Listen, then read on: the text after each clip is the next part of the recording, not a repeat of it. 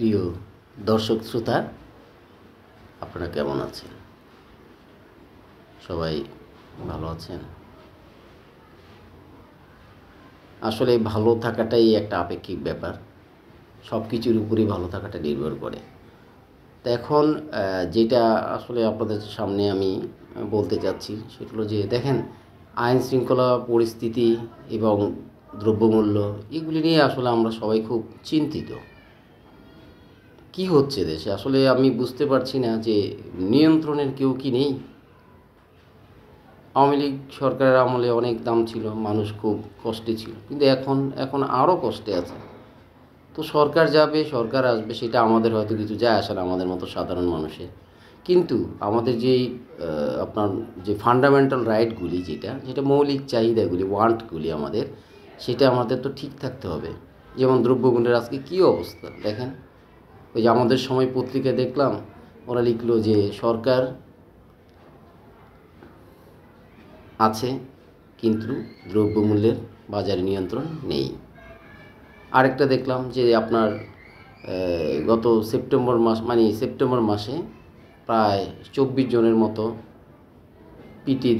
জনের মতো মানুষকে পিটিয়ে হত্যা করেছে এবং প্রায় 44 জন, দ্যাট মিনস 44 জন ধর্ষণ হয়েছে।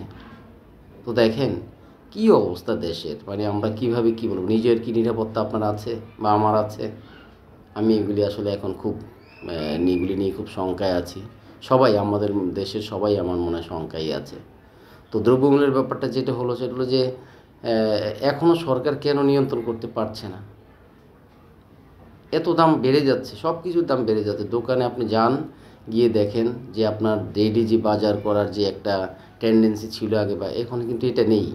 এখন আপনি যেটা চাচ্ছেন সেটা কি, যে আপনি যা দিয়ে পারবেন কোনো রকম সংসার বা কোনো রকম আপনি দিন চালিয়ে যেতে চাইবেন।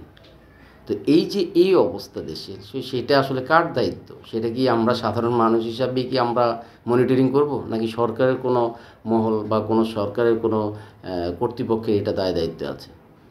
আমার কি মনে হয় যে না, এরকম কিছুই নেই। নইলে এইরকম লাগামহীনভাবে দ্রব্যমূল্যের দাম কিন্তু বাড়তো না। তো সব কিছুই অর্জন করা সম্ভব, সব কিছুই আপনার এক সময় হয়তো অর্জন করা যাবে, কিন্তু এখন সাধারণ মানুষের যে বেঁচে থাকার যে আকুতি, সেটা কি নিবারণ করা যাচ্ছে না। এটা আসলে অনেক অনেক কষ্টদায়ক, এবং অনেক কষ্টের থেকে আজকে আমি কথাটা বলছি, যে আমার নিজের ক্ষেত্রে হোক, সবার ক্ষেত্রে হোক। দেখেন কি অবস্থা আজকে, মানুষের নাভিশ্বাস হয়ে যাচ্ছে। তো সরকারে কি কেউ নেই যে এটাকে কন্ট্রোল করার জন্য বা মনিটরিং করার জন্য? আসলে যেটা আমাদের অস্থিমজ্জায় মিশে যায় যে জিনিসটা, সেটাই আসলে চেঞ্জ হওয়াটা খুবই অস্বাভাবিক। কারণ কি দেখেন, একটা বাজারে, যেমন কারণ বাজারে আমি একবার গেলাম, দেখলাম যে আপনার পাইকারিও না, জাস্ট পাইকারির সাথেই যে যারা খুচরা বিক্রি করছে, তারা কাঁচামরিচের কেজি বিক্রি করছে 120 টাকা করে। এটা 1 মাস আগের কথা। হ্যাঁ, তো এইখানে যখন আমি খুচরায় দেখলাম এটা, যেমন আমি ধানমন্ডিতে গ্রিন রোডেই দেখলাম এটা, তখন দেখলাম যে এটা 240 টাকা করে। তার দেখেন ডাবল দাম।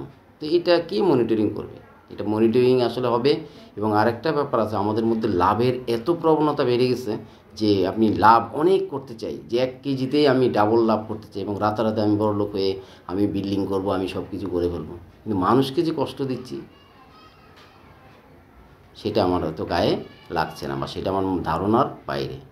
তো আমাদেরকে কি দেশের যে আমাদের প্রেম বা দেশপ্রেম, স্বদেশপ্রেমকে আমাদেরকে ধারণ করতে হবে। যদি এটা আমরা ধারণ করতেই না পারি, তাহলে আমাদের ভিতরে কখনোই মানুষের প্রতি মানুষের ভালোবাসা বা মানুষের প্রতি মানুষের যেই সৌহার্দ্যপূর্ণতা, এটা আসবে না। তো যাই হোক, আসলে এই আরেকটা যেটা বলি সেটা হলো যে দেখেন, প্রায় যেটা বললাম যে কত 24 জনের মতো মানুষকে পিটিয়ে হত্যা করা হয়েছে, এবং প্রায় 44 জনের মতো ধর্ষিত হয়েছে।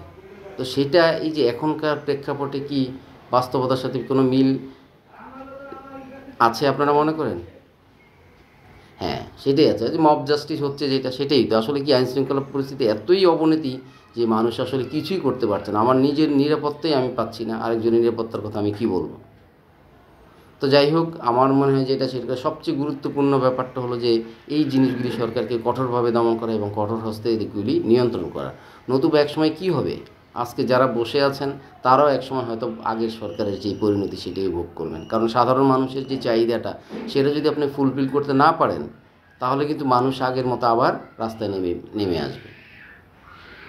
তো যাই হোক, আমরা এটা চাই না। আমরা চাই দেশের সুস্থ একটা পরিস্থিতি থাকুক এবং সুষ্ঠু পরিবেশে সবাই একসময় নির্বাচন হবে, নির্বাচন যেই জয়লাভ করবে সেই ক্ষমতায় আসবে।